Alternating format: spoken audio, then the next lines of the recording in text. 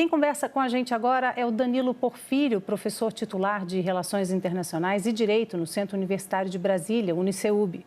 Professor, bom dia. Muito obrigada pela sua participação aqui na Globo News com a gente. Saudando Marina, saudando Fred, é uma satisfação estar com vocês, mesmo num momento trágico. Muito trágico, professor. E a gente estava mostrando agora há pouco essa instabilidade, essa tensão crescente também no sul do Líbano. Então, eu queria que o senhor avaliasse para a gente o que está acontecendo nesse momento. São novas frentes dessa guerra que já é tão trágica na faixa de Gaza? Na verdade, Marina, essa dita nova frente já estava prevista. Esse é o grande ponto do ineditismo dessa ação que testemunhamos contra Israel. O Hamas é um movimento de insurgência sunita. Quando eu falo movimento de insurgência sunita, para não gerar equívoco, insurgir, revoltar-se, contestar contra alguém. E o Hamas é o quê? Um movimento de insurgência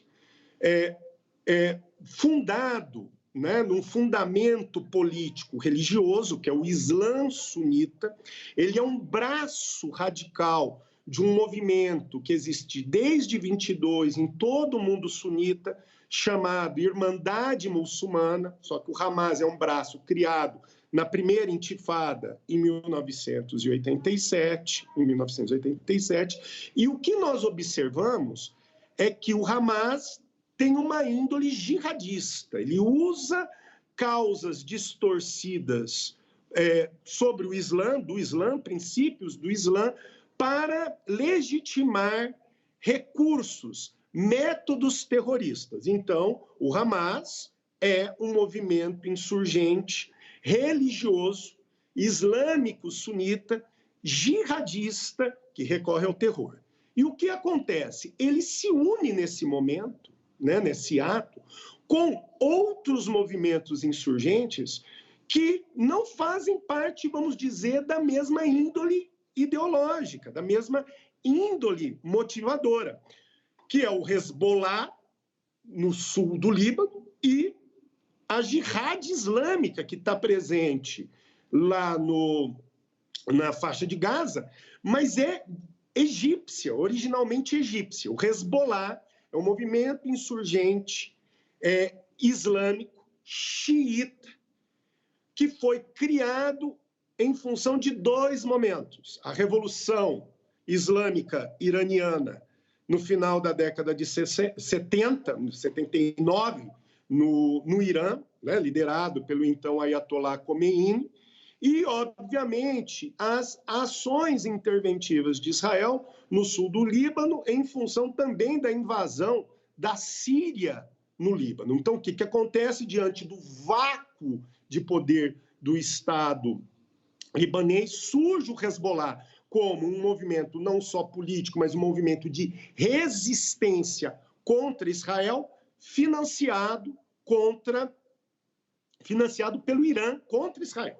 Então, o que nós vamos ver é que esses dois movimentos agora agem em conjunto, com uma articulação logística do Irã, que tinha um interesse específico, dar cabo ao chamado Pacto Abraâmico, essa aproximação entre Israel e Arábia Saudita, esse processo de pacificação que isolaria o Irã.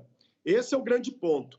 Então, essa, vamos dizer, consideração de uma ação libanesa, diga-se libanesa não, do Hezbollah contra Israel, já estava sendo esperada e intensificada, para se criar duas frentes, para tentar o quê? Para tentar enfraquecer, não é, as forças israelenses que estão agindo especificamente o quê? No sul, né, na fronteira sul, diga-se, na faixa de Gaza. Então, esses são os elementos. Só para também concluir, o movimento Jihad Islâmica é um movimento insurgente, sunita, mas salafita, né, de índole wahhabita, altamente fundamentalista, altamente radical. Ideologicamente também diverge do Hamas, mas nesse sentido também se une contra os israelenses numa ação inédita que nós testemunhamos, né, há 2 semanas atrás. Agora, professor, a gente mostrou agora há pouco também bombardeios na faixa de Gaza novamente. Enquanto isso, do outro lado, temos no Cairo uma cúpula da paz, onde mais de 30 líderes estão discutindo formas, né, de pacificação desse conflito. Na avaliação do senhor, o que de forma prática pode sair dessa cúpula da paz? Fred, eu serei pragmático aqui. Gostaria de dar boas notícias, notícias esperadas. Mas, Mariana, o que eu na minha análise, nós vamos ter aqui no máximo, o estabelecimento, não sei se contínuo, dessa linha de abastecimento assistencial, né? De levar os mantimentos necessários para a região de Gaza. Esse é o ponto. Esse é o ponto. No que se refere a uma linha contínua de passagem para refugiados, eu já vejo uma dificuldade. Olhando, Fred, para a história. Já tivemos 2 momentos em que países árabes acolheram refugiados palestinos.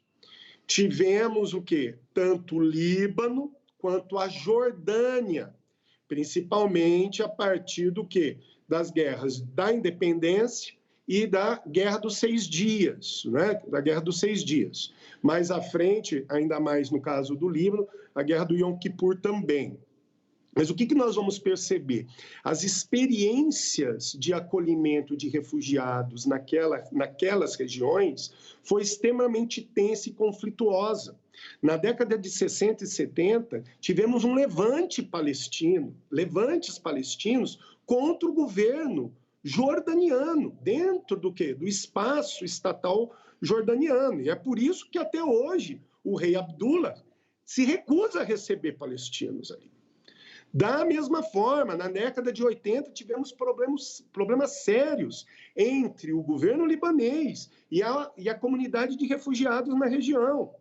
Tanto que chegamos num momento grave, que na década de 80, Israel invade aquela região, ocupa aquela região, e na época, quem era o general responsável foi o futuro, lá na década de 2000, o futuro Ariel Sharon.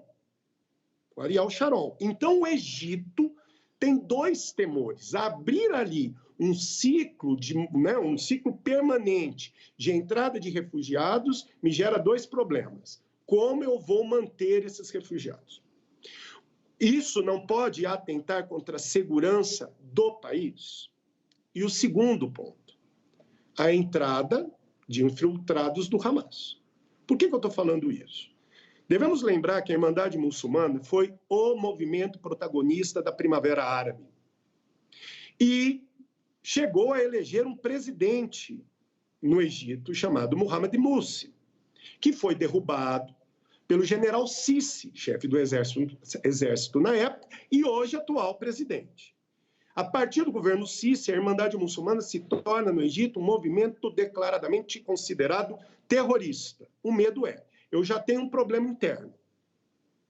Eu vou intensificar esse problema com a possibilidade de entrada de insurgentes do Hamas? Porque eu disse a vocês, é um braço palestino radical da Irmandade Muçulmana. Então, essa é a grande preocupação do Egito. Perenidade custará ou não a minha segurança?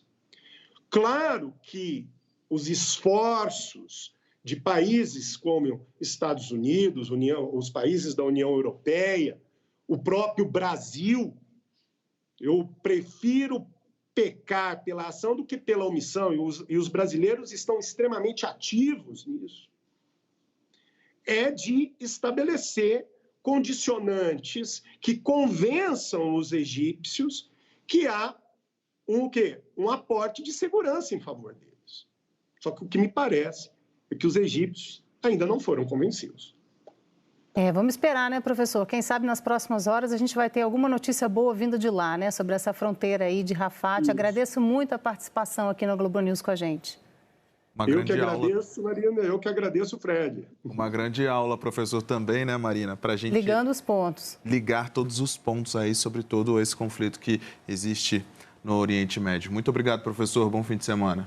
Um abraço a todos, caríssimos. Bem, os temores da escalada